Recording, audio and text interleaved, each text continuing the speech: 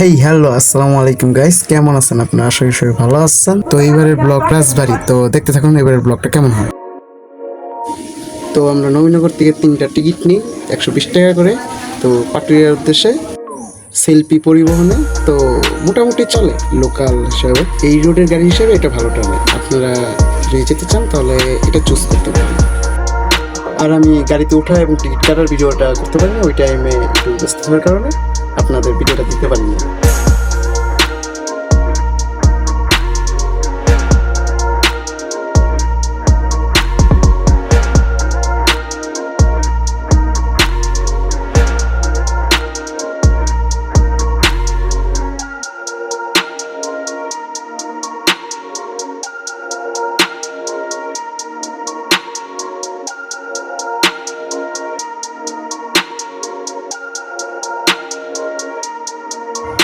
আর আমি যতই মানিকগঞ্জের পরে ভিতরে যাইতেছিলাম, মনে করেন আশপাশের ভিউ আমাদেরকে মুগ্ধ করে দিতেছিল।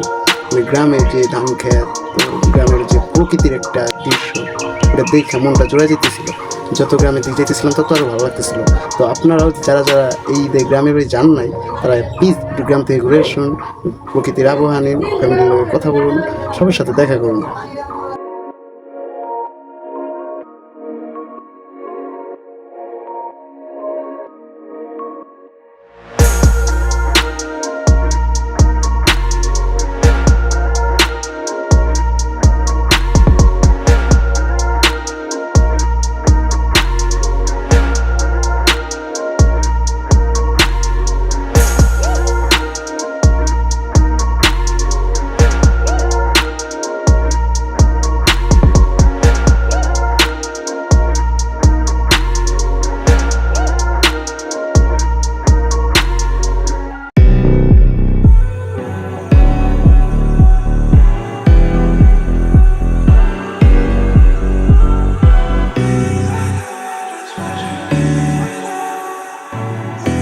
ও ভাই, গ্রাম অঞ্চলে ধান মেশিন দেখাটা হইতেছে বাংলাদেশ পুরাই নিউ বাংলাদেশ।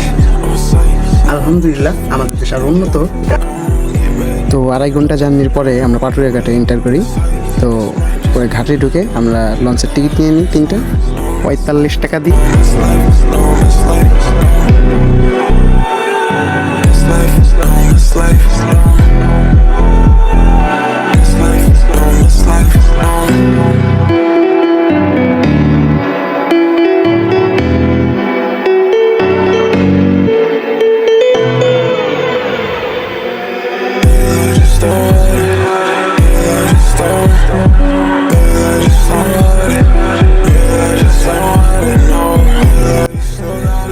তো লঞ্চে ওঠার পরে আমরা সাথে যে লঞ্চের ভিউটা দেখি আর লঞ্চের ভিতরে একটু ঘোরাঘুরি করতে থাকি, ভালোই লাগবে।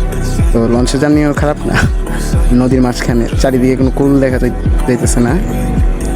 ও মাই ভিউ, শুধু 2 কিনার ছাড়া আর কিচ্ছু দেখা যাইতেছে না, আর 2 মাথা তো দেখাই যায় না। আর এত সুন্দর সুন্দর ভিউ ফোনে এত ক্যাপচার করা যায় না। যেটা চোখে ক্যাপচার হয় সেটা কিন্তু ফোনে ক্যাপচার হয় না, কারণ চোখের ভিউটা সুন্দরভাবে বোঝানো যায়, আর ক্যামেরা ওই রকমভাবে বোঝানো যায় না। আসলে চোখের শান্তি আর ক্যামেরার শান্তি অন্যরকম। আপনারা যারা প্রকৃতির লাভার, প্রাকৃতিকভাবে ঘুরতে চান, গ্রাম অঞ্চলের ভিউ দেখতে চান বা নদীর ভিউ দেখতে চান, তারা এই জিনিসটা বুঝবেন।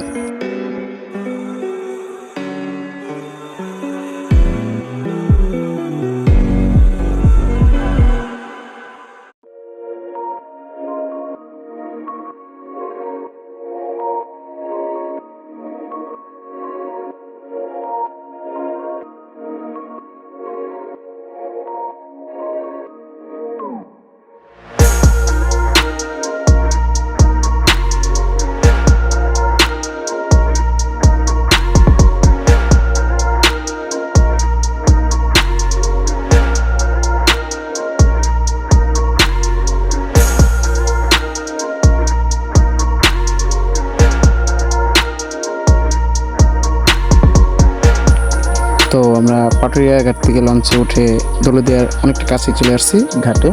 তো কিছুক্ষণ পরে ঘাটে নামবো আমরা। এটা হচ্ছে লঞ্চ ঘাট, আর ওই সাইডে বড় ঘাট যেটা ফেরিঘাট বলা হয়, ওই পাশে। তো 30 থেকে 40 মিনিটের পরে যে আমরা ঘাটে নামলাম, পাটুরিয়া ঘাট থেকে লঞ্চ ঘাটে। তো সামনে এগিয়েতেছি আমরা। তো ঘাটে নামার পর ছোট একটা পুলের নিচে একটা মানুষ গোসল দিতেছিল। আমরা তো দেখে ভাবছি যে মরে রয়েছে নাকি, সবাই তো চিল্লাচিল্লি করতে, পরে যায় দেখে না, এই লোকটা ভাইসা রয়েছে।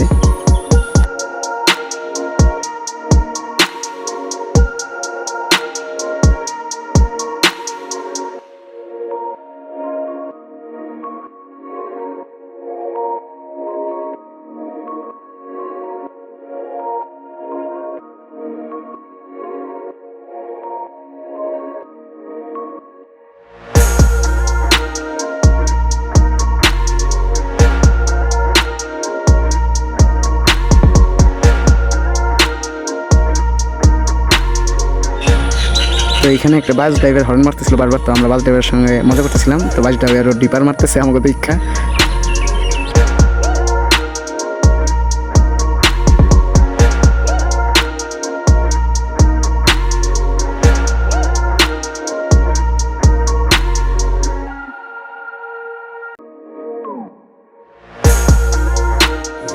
তো আমরা আমাদের গন্তব্যস্থানে পৌঁছে গেছি। আজকের মতন এই পর্যন্তই, দেখা হবে অন্য কোনো ব্লগে। আল্লাহ হাফেজ, ভালো থাকবেন।